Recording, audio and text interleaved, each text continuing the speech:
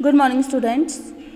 Now we will start our vibrational spectroscopy. Vibrational spectroscopy में हम क्या स्टडी करते हैं? Vibrations of molecules. Vibrations means very much modes of their different modes of their vibration like stretching, bending, compressing.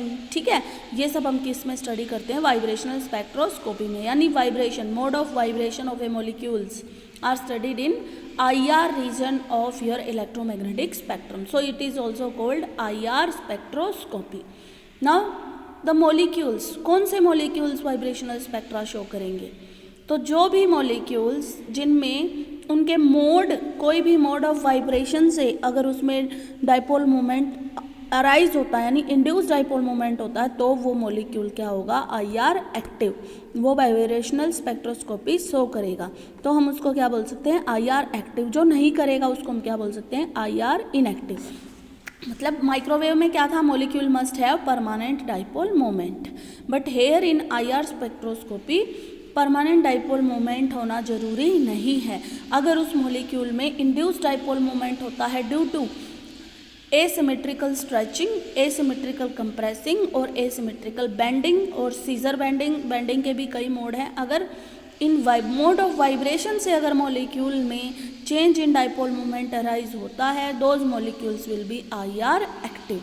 For example आपके H2, O2, N2 जो homonuclear diatomic molecule हैं, they will be IR inactive.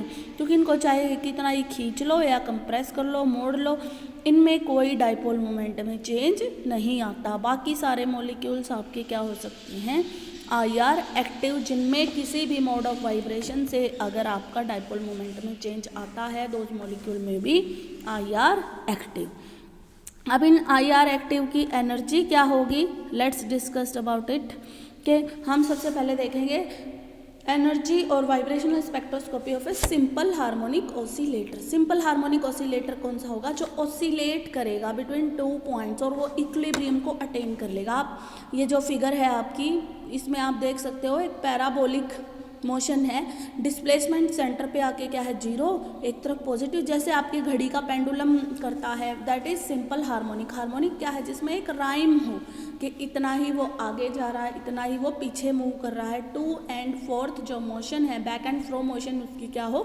Same, मतलब उतना ही आगे उतना ही पीछे और एक टाइम पे वो सेंटर में. That is simple harmonic oscillation.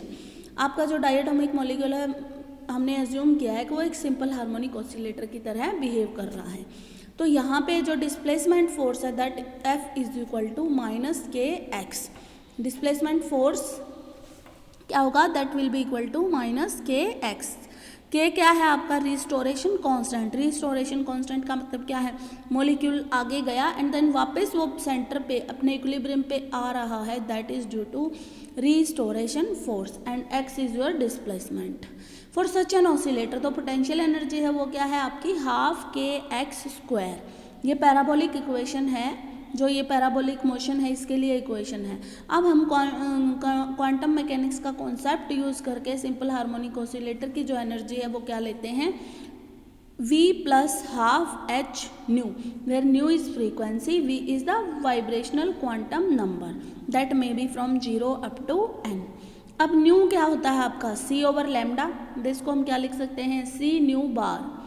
1/λ को क्या लिख सकते हैं? New bar. That is wave number और it can be written as C⍵e. ω/e यहाँ पे क्या है? Angular velocity. ω/e यहाँ पे क्या है? इक्विलिब्रियम वाइब्रेशन फ्रीक्वेंसी और may be said as angular velocity. तो ये इक्वेशन क्या हो गई? V + ½ h C⍵e. हमने न्यू की जगह क्या पुट कर दिया है? C⍵e. ω/e क्या है? इक्विलिब्रियम वाइब्रेशनल फ्रीक्वेंसी, जो आपका इक्विलिब्रियम जब मॉलिक्यूल अटेन कर लेता. अब जब इसमें हम V की वैल्यू पुट करेंगे फ्रॉम 0 to n, हमें क्या मिलेगा? ½ h C⍵e, 3/2, 5/2, 7/2, 9/2. अगर हम इसको रोटेशनल से कंपेयर करके चले तो वहाँ पे जो एनर्जी लेवल्स थे उनके बीच का गैप क्या हो रहा था? इंक्रीज हो रहा था. जैसे जैसे आप J की वैल्यू इंक्रीज कर रहे थे, energy gap between different energy level और successive energy level keep increasing with increasing value of J. But in vibrational ये गैप क्या है, this gap is constant and it is equal to half H C omega E, sorry H C omega E, half नहीं H सी omega E. और यहाँ पे आप दूसरी चीज़ ये भी देख सकते हो कि अगर आप v की वैल्यू 0 पुट कर रहे हो तब भी एनर्जी की कोई ना कोई वैल्यू आ रही है, and that is half H C omega e, this is called 0 point energy. अब इसका क्या मतलब है कि जो आपका मॉलिक्यूल है अगर आप उसको बिल्कुल भी एनर्जी प्रोवाइड नहीं कर रहे तो भी उसमें कुछ ना कुछ वाइब्रेशन होती हैं, तो वाइब्रेशनल मोशन वाइब्रेशन उसमें होती रहती हैं अगर आप उसको कोई भी एनर्जी प्रोवाइड नहीं कर रहे। This is called 0 point energy. तो दोनों में डिफरेंस आप देख सकते हो, रोटेशनल में भी और वाइब्रेशनल में भी। वहाँ एनर्जी गैप इंक्रीज होता है और यहाँ एनर्जी गैप कांस्टेंट है, ठीक है। सिलेक्शन रूल इसके लिए भी वही है, +-1, del v is equal to +-1 के ट्रांजिशन या तो नेक्स्ट हायर लेवल में होगी या नेक्स्ट लोअर लेवल में। अब हम क्या निकालेंगे, जैसे हमने उसमें किया था, we will find out spectral lines. हम del v is equal to +1 यहाँ पे पुट करेंगे। देखिए डेल ई वी क्या हो जाएगा, energy of excited state minus energy of ground state. अभी एक्साइटेड स्टेट में हमने क्या लिया है, v डैश को क्या पुट कर दिया है, v+1, तो यहाँ क्या आ गया, v+3/2 एच सी omega E minus v+½ H सी ओमेगा ई। तो डिफरेंस क्या आ रहा है, एच सी ओमेगा ई, यानी जो डेल न्यू बार है दैट इज ओमेगा ई। तो यहाँ से आप क्या देख सकते हो, जैसा हमें रोटेशनल में एक ग्रुप ऑफ लाइंस मिली थी, डिफरेंट लाइन मिली थी, यहाँ हमें क्या मिल रही है, single line. In vibrational spectroscopy only one absorption line will be obtained and this is called fundamental frequency.